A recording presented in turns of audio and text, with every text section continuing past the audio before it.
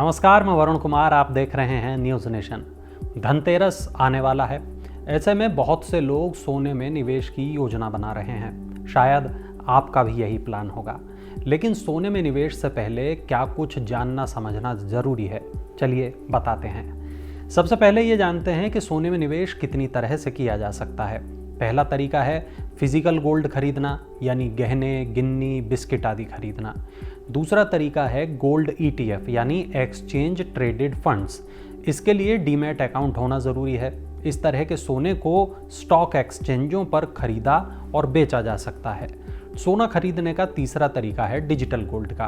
Payment app के जरिए यानी गूगल पे और पेटीएम आदि की मदद से ये सोना खरीदा जा सकता है।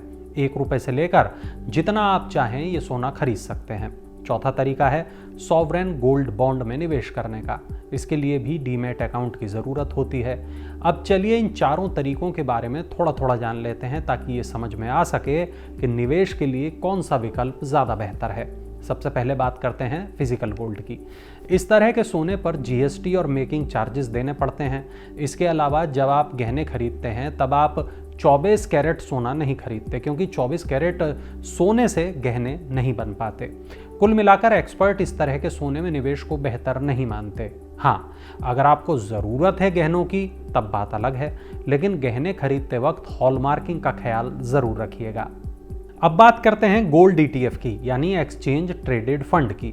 इस तरह के सोने को स्टॉक एक्सचेंज पर खरीदा और बेचा जा सकता है। इसके लिए डीमैट अकाउंट होना ज़रूरी है। इसके बाद आप NSE या BSE पर उपलब्ध गोल्ड ETF के यूनिट खरीद बेच सकते हैं। इसमें आपको गोल्ड नहीं मिलता, लेकिन जब आप गोल्ड ETF खरीदते हैं तो उसकी कीमत के बराबर पैसा कटता है, और जब आप गोल्ड ETF बेचते हैं तब सोने के भाव के बराबर पैसा मिल जाता है। सोने के रखरखाव में तो फिर भी तमाम चिंताएं हैं, लेकिन गोल्ड ETF के मामले में ऐसा कुछ नहीं, इसलिए जानकार इसे सेफ इन्वेस्टमेंट मानते हैं। अगला तरीका यानी डिजिटल गोल्ड। आपके फ़ोन में डिजिटल पेमेंट के लिए कोई ना कोई ऐप तो होगा ही, चाहे तो गूगल पे हो या फिर फ़ोन पे या पेटीएम। ऐसे अधिकतर ऐप्स के ज़रिए आप सोने में निवेश कर सकते हैं। आपको जानकर हैरानी होगी, लेकिन आप इसके ज़रिए 1 रुपये का सोना भी खरीद सकते हैं। इसमें भी आपको 3% GST चुकानी होती है। बेचते हुए इस बात का ध्यान रखें कि दामों में कम से कम 3% से अधिक का अंतर आ गया हो। मान लें आपने 10 रुपये का गोल्ड खरीदा, इसमें 3% GST भी शामिल होगी, लेकिन जब आप इसे बेचेंगे तब आप GST बिना ही सोना बेच पाते हैं। अच्छी बात यह कि अगर सोने के दामों में 3% से ऊपर जो भी बढ़त होती है वो आपके लिए मुनाफे जैसा ही है। आजकल अधिकतर युवा इसी तरीके से सोने में निवेश कर रहे हैं। आखिरी यानी चौथा तरीका है सॉवरेन गोल्ड बॉन्ड का। इसे सरकार वक्त वक्त पर जारी करती है। बॉन्ड को ग्राम में मापा जाता है। ये शुद्ध सोना ही होता है। इस पर आपको हर साल 2.5% का निश्चित ब्याज भी मिलता है। हालांकि इसको खरीदने के लिए आपके पास डीमैट अकाउंट होना ज़रूरी है।